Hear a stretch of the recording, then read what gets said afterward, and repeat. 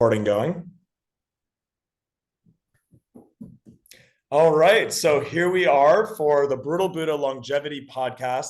This is episode number 10 with Dav Jones. So I just want to say a massive, massive thank you for you being here today, Dav.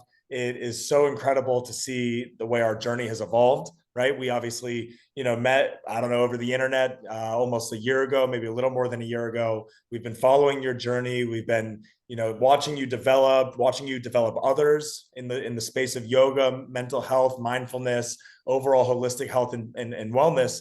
And both Ro and I are so honored to have you on our podcast. So without further ado, I would love to introduce Dav. So Dav, if you want to give a little bit of a background about yourself, what brings you here today, and how you stumbled upon Brutal Buddha.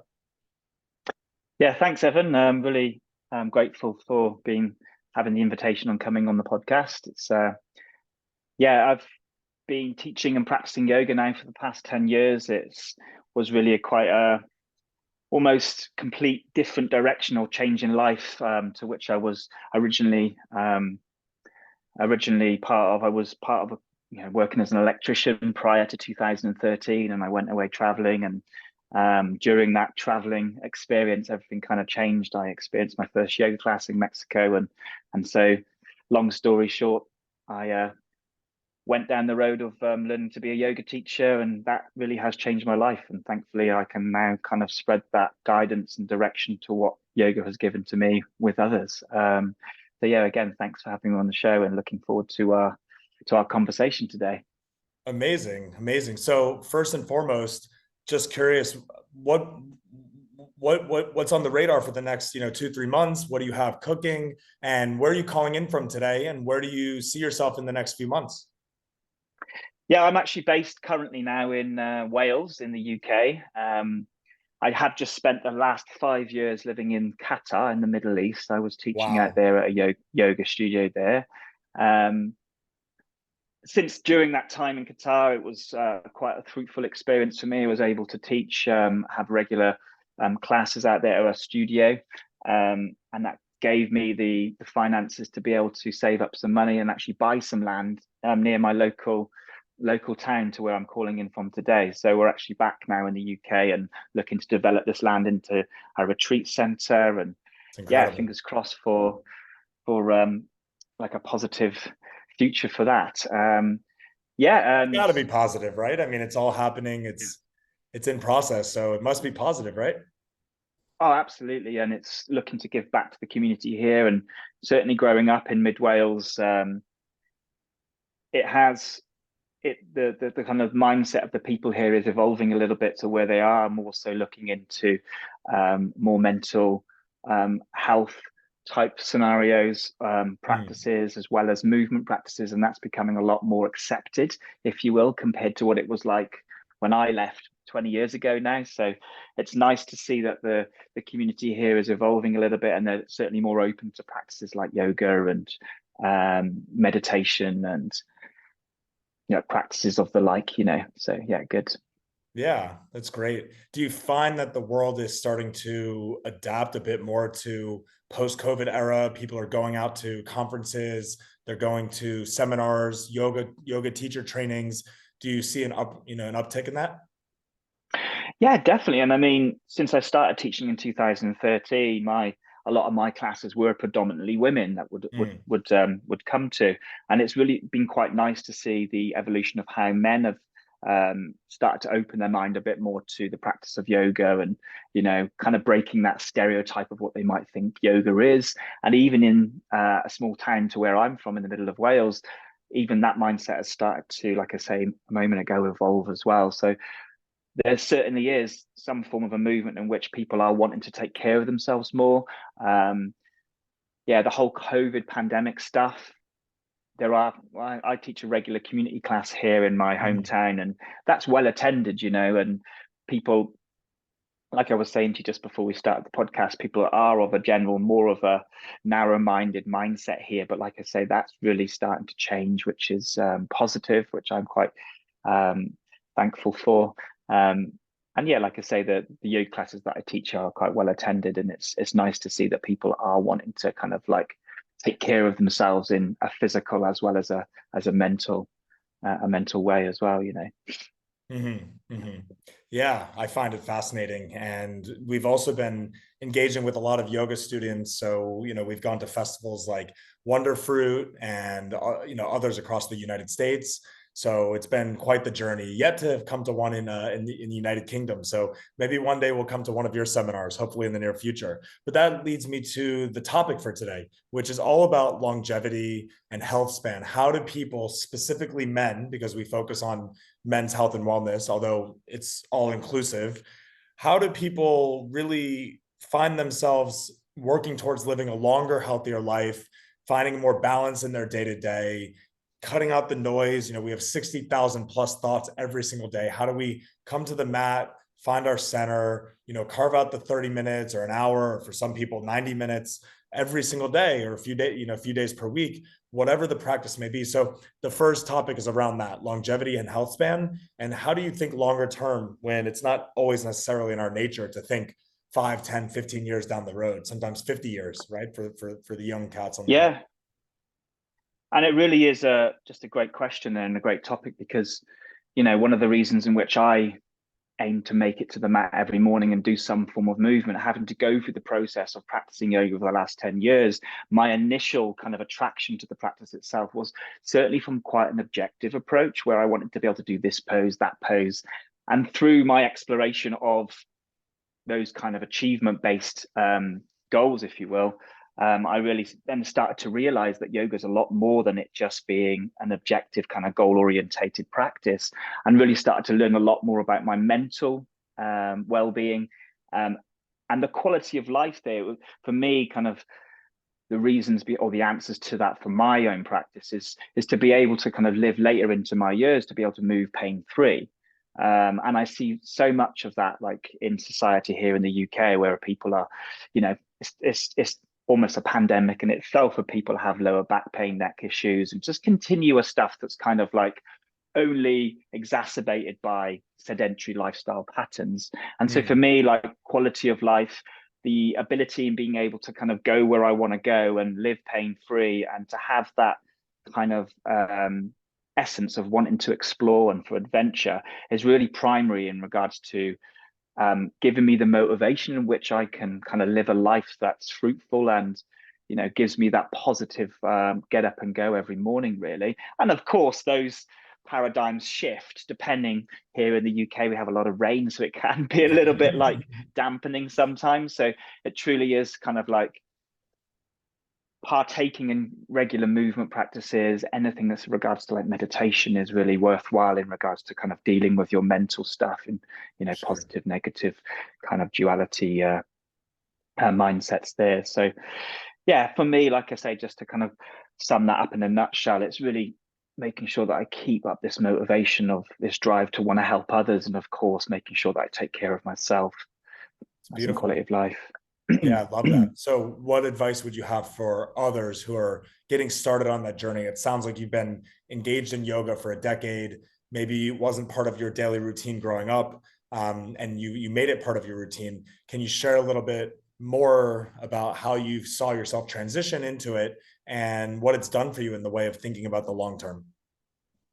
Yeah, again, it's kind of going back to like, it's so important to have some form of a movement practice. I mean, even if that's not yoga, like yoga isn't the perfect like physical movement practice, whatever that might be, in regards to like just get out the house and start to explore your general area, whether that's going for a walk, riding a bike, whatever that might be, going to the gym. It's certainly like, one of the bodily systems that we have is the lymphatic system, and it's the only system of our body that doesn't have a pump. And the only way we can circulate the lymph in our system is to move. So this is how, and the lymph system, the lymphatic system, is responsible for our immunity. So this is how important it is to move.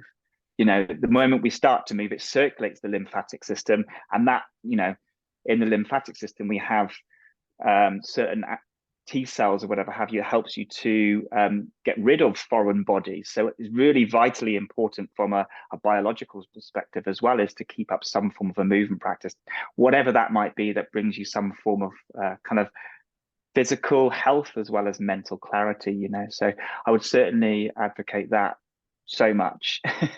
It really is one of those kind of key areas of life that we all need to kind of adopt in some way or form, to be honest. Yeah.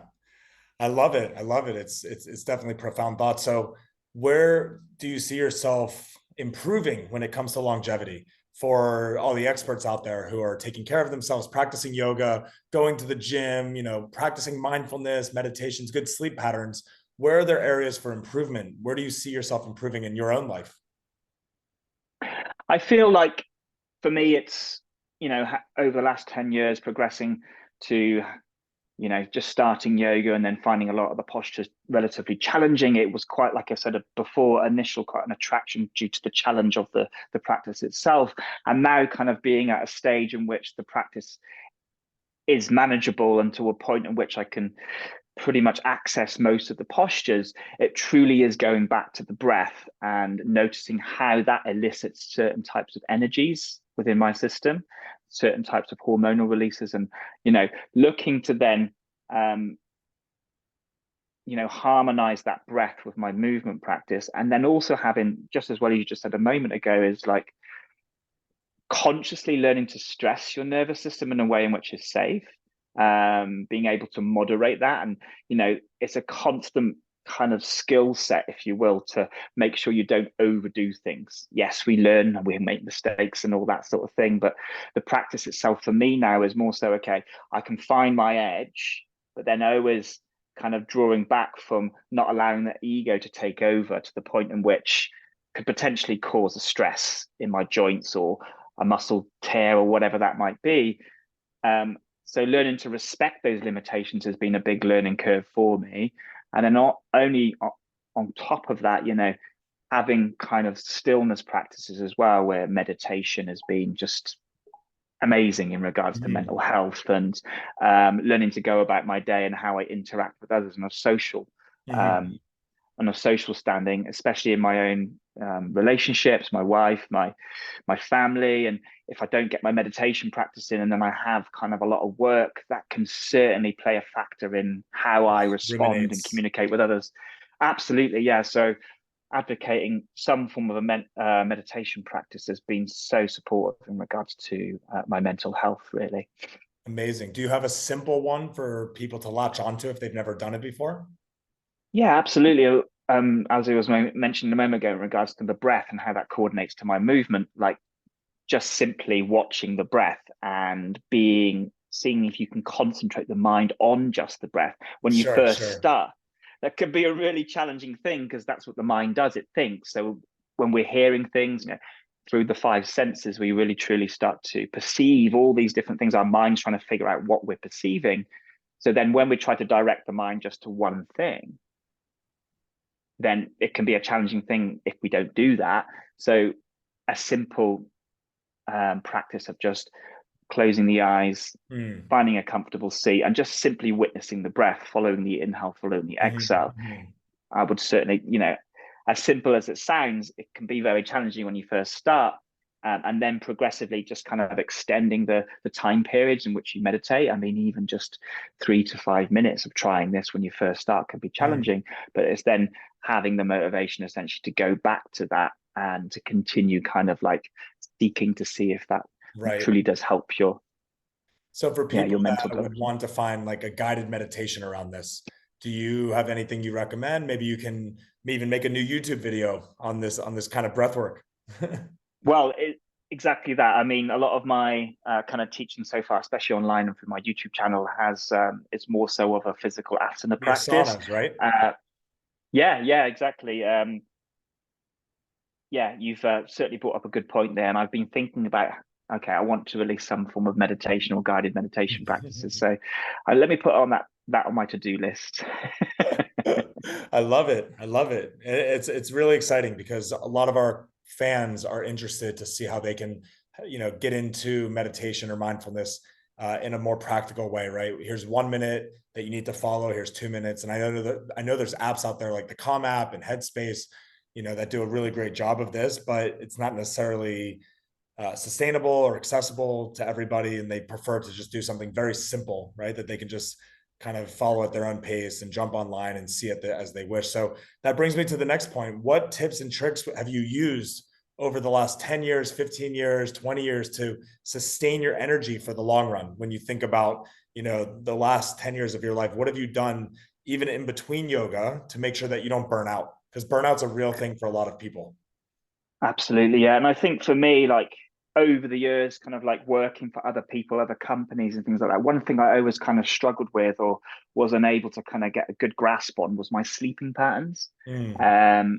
Sleep for me, and now kind of working for myself, having my own company and literally being my own boss, I've truly started to respect those sleep, making sure I'm getting enough sleep between 7 and 9 hours for me is really, really important. And if I get less than that, I certainly know it has a knock-on effect to my energy levels, and Mm-hmm. eventually I could certainly get like more agitated with certain things what wouldn't typically annoy me, for instance. Mm-hmm. So I would certainly, that would be my kind of number one go-to.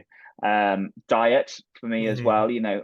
I don't typically eat much, but like I've even gone for processes of trying like fasting, or like the 16 to 20 hour fasting period for me has Okay. helped me considerably in regards to like not just indulging or convenience eating, if you will. Um, and another big one really is kind of like learning how to be cognizant of your nervous system. Mm-hmm. Um, and kind of like insight into that again can be, you can become aware of that by listening to how you're breathing, especially in certain scenarios where you might feel overwhelmed or anxious or nervous. If you're able to just find a place in which you can find a bit of quiet, and then noticing what your breath duration is like, can kind of give you an indication into the type of response that your nervous system is, whether that's in a fight or flight response, quite an anxious slash stressed response, or whether you have that kind of demotivated, lethargic type feeling, you Mm-hmm. know, can bear kind of like insight into how to change that. And that can simply be accessed through certain types of breath practices. Does that Amazing. make sense? Yeah, I mean, they're all very practical tips. So it sounds to me like you have just found ways in your day to day to actually, accelerate your overall essence, accelerate your being, and make yourself feel, at least in the day to day, that you're accomplishing so much. And I'm sure you're actually accomplishing even more than you realize day to day because you're slowing down to reflect and think about things, but also not overly dwell and kind of go into a spiral about them. Yeah, exactly. And it has been like a learning curve. Like I said before, we certainly make mistakes, and it's learning to, okay, that didn't quite work for me or isn't working for me. How Mm-hmm. else can I manage this in a way in which, you know, typically I don't want to be upsetting others. I essentially want to see if I can find a non-conflict way of Mm. communicating with A people. win-win. And yeah, exactly. And if I'm not at my best, then it's often linked to perhaps me not sleeping well, or Mm. um, not particularly having a very fresh diet, or whatever that might be for you. Yeah, But again, it is quite a subjective way in which we've got to try and figure out the best course of action for us, because my kind of lifestyle and comparing to yours is going to be a little bit different. And of course we have all the stuff that we are growing up, and so it kind of goes a lot deeper than it of just course, of being, course. it is Our certainly a case of environments, like, yeah, who we surround absolutely, ourselves with, where we spend time, kind of global conditions, definitely. all that stuff. So, you mentioned sleep being the number one most important thing that you've recognized over the years for energy sustenance. Mm, You said 7 to 9 hours. That's like a dream for most people. I think most people these days are probably more like the 5 to 7, if I had to guess, 5.5 to 7, just yeah, struggling with consistent sleep. I mean, for me, I usually am around 6 to 8, realistically. Weekends, probably more like 6.5 to 8.5. But it's very rare that I'm falling consistently into that 7 to 9. So it's something that I continue to work on myself. Can you share what your bedtime and wake up routine look like for the audience that are curious? yeah. So I'm quite a night owl, so I really enjoy the evening time. And for me, like, as soon as I've done my work day, if you will, and I've kind of, for me, it's kind of like almost my treat is the evening. So whether that's like I will relax with a good meal with my wife, and then perhaps reading a book sometimes, but often like typically looking at getting to sleep. For me, this works for me, around about 11 and 12 at night, to which then I'm not getting up until maybe 8, 9 in the morning. But that can, again, it can slightly change. And that works really, really well for me. When it comes to me waking up really early, I've always found it difficult. And so I've just found a way in which my life now, thankfully, due to kind of having my own company and being my own boss, I can kind of navigate those hours which kind of suit the way in which I like to live, you know. So I wouldn't typically say there's like a wrong or a right in regards to that. I mean, for some, like they're Finding quite an what early works for bird. They you. like to, yeah, for sure. And it's if you do find you do have the instances where sometimes people oversleep and they find they wake up and it takes them a little while to get going, and that might extend throughout the day. So, you know, really trying to kind of find that sweet spot for your sleeping hours really, really helps. There was a guy on I listened quite a while back now on the Joe Rogan Oh podcast yeah. with Matt Walker. He's a professor of sleep, and it was really interesting to what he had to share in regards to what is considered as a healthy amount of sleep long term as well. If you want to live quite a kind of long have a lot of longevity in your life, really. So Hmm. I would certainly recommend giving that a listen. Maybe we can put that as a link or something on the For sure, for sure. We'll definitely for add the that in. audience. So let me ask you, Dav, as well. These are really amazing tips for when it seems like life is kind of going in a normal path and things are relatively status quo. Maybe you have some bumps along the road, some ups and downs, but what about when life throws its craziest challenges at you, right? Whatever that may be. Mm. How do you brace for those things in your day to day? How do you get yourself mentally strong enough so that when life does throw you, you know, really, really tough situations, you're able to handle them with grace? Yeah, I mean, I think this is a lifetime practice in being able to kind of deal with those challenging periods of your life in a way in which is healthy, and a way in which, again, isn't for me, again, isn't going to like, I'm not going to be harmful or get into a conflict with another person. That's kind of like my values, really. And what has really helped me to support that is a meditation practice. And I'll often find certain techniques of a meditation practice, you're like a third person witnessing your own experience. And Mm, so when kind of challenging experiences do come up, you're able to notice, okay, this is one direction I could take this conversation, which potentially wouldn't work out too well. And this is another direction I could take that conversation. Right. And so for me, kind of having that just slight pause and being able to decide which direction I want to take, which is going to be a more beneficial long term for that particular challenging experience. Meditation has been, yeah, so great. You know, really has been. And so again, I would encourage listeners out there to really kind of truly get into a meditation practice of some form if they can.